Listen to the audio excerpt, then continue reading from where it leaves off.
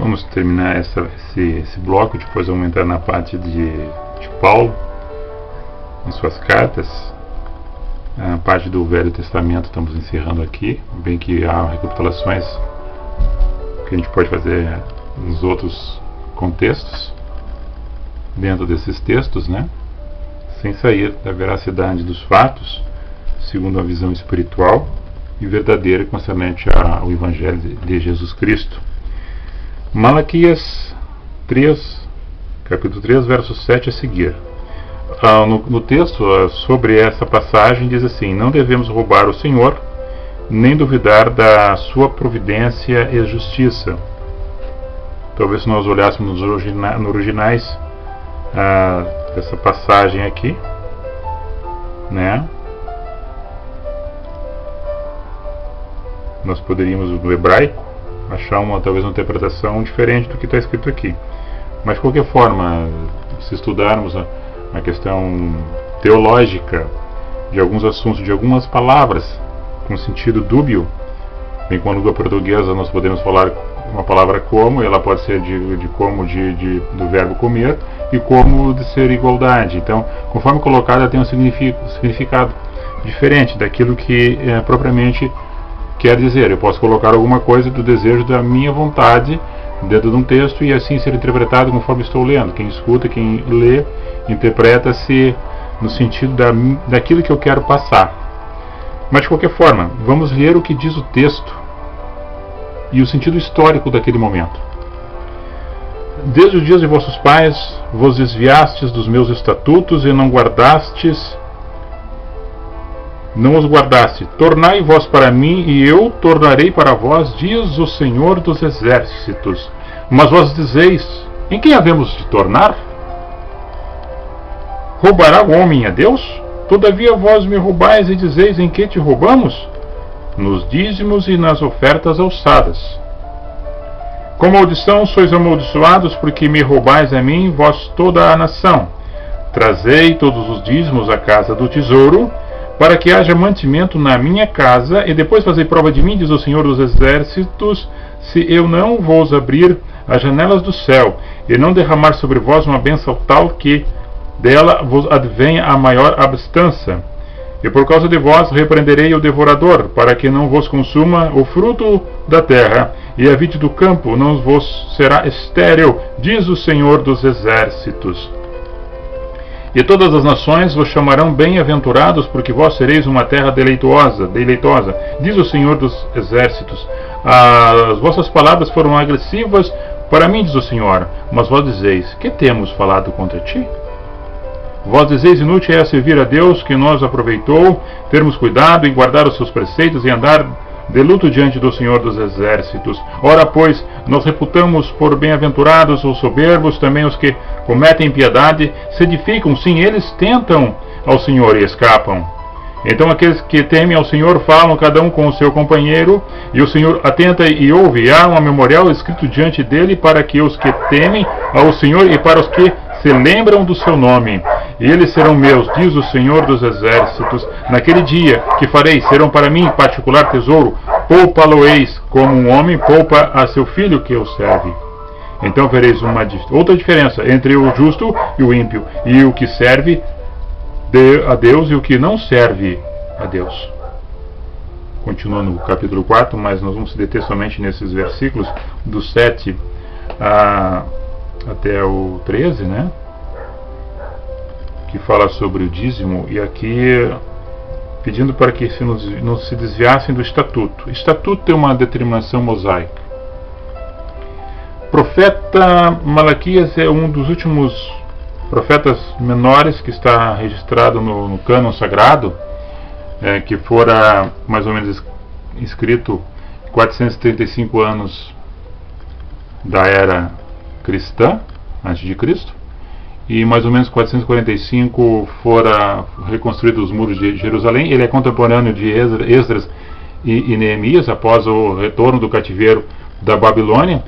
E aqui há um movimento do povo de Israel, que as tribos estavam se refazendo no culto a Deus, montando todo aquele vínculo sacerdotal, e lembrando-se dos estatutos, das ordenanças, das leis mosaicas, para que não desamparasse a tribo dos levitas, da descendência de Levi, para que as outras tribos assim fizessem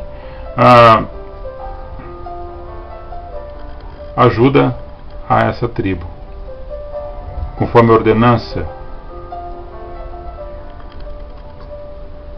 Mas aqui em Jerusalém, o que volta do cativeiro de Babilônia, nós temos a questão de que as 10 tribos tinham ido para o norte e 2 tribos tinham ficado em Jerusalém, que era a tribo de Judá e Benjamim.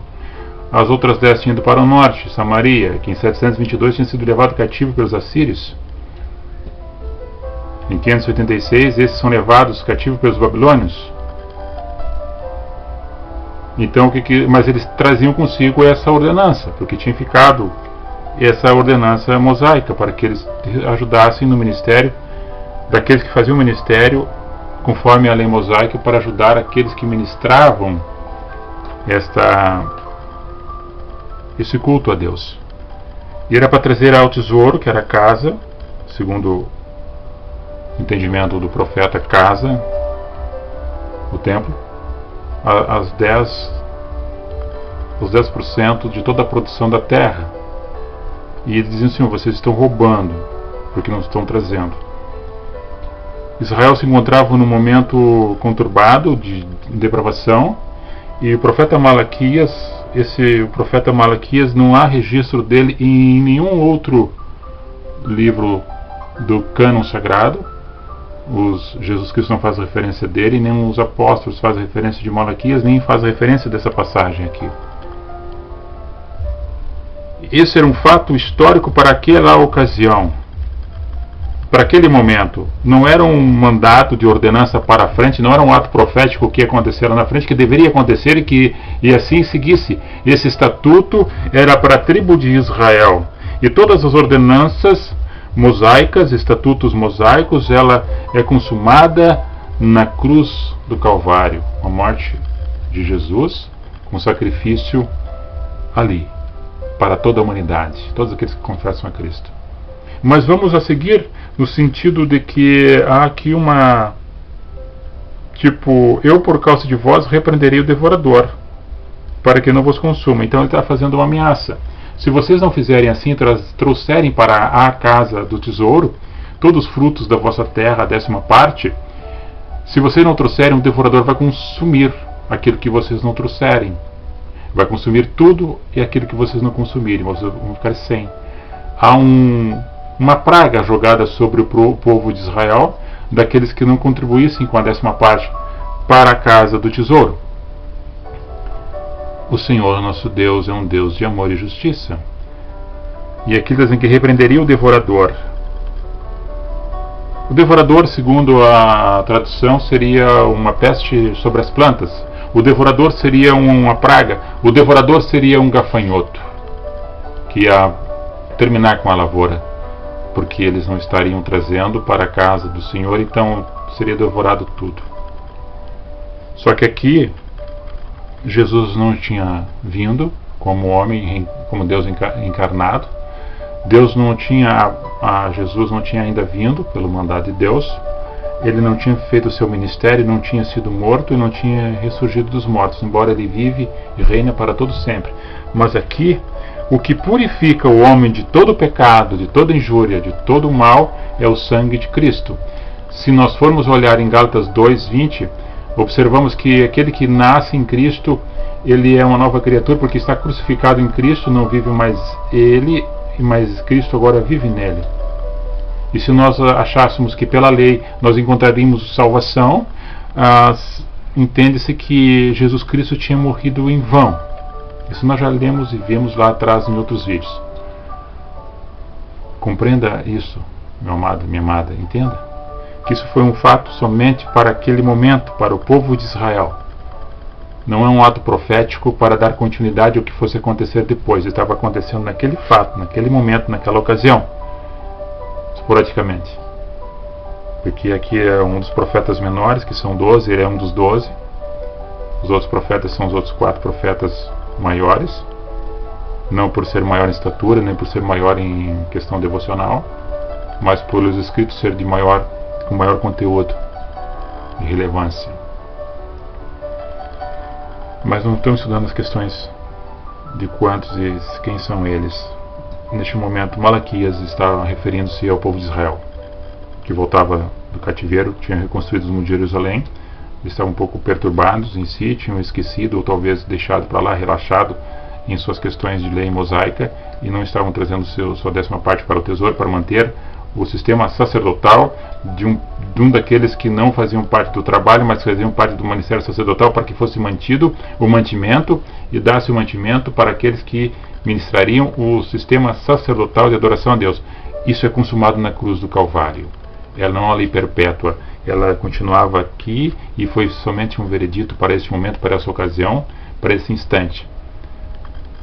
Jesus Cristo consumou toda a lei em morte de cruz. Seu sangue nos purifica de todo pecado, e não tem devorador, gafanhoto, não tem demônio, que o sangue de Cristo não nos purifique, que não nos guarde e não estejamos revestidos com seu poder, com a sua graça e com a sua glória. Entenda isto. Nós estamos falando sobre essa questão de oferta e dízimo. Isso aqui não tem nada a ver com a igreja. É para o povo de Israel naquele tempo, naquela ocasião. A igreja, nós estamos em Cristo. E quem está em Cristo está na igreja. E se está em Cristo, está na igreja, em Cristo está guardado, está resguardado, está protegido de toda a intempérie, de todo o mal, de toda a angústia, de toda a praga, de toda a ofensa, de toda a contradição. Porque está guardado, está lavado, regenerado no sangue de Cristo. Deus não é um Deus de barganha. Deus não é um Deus opressor.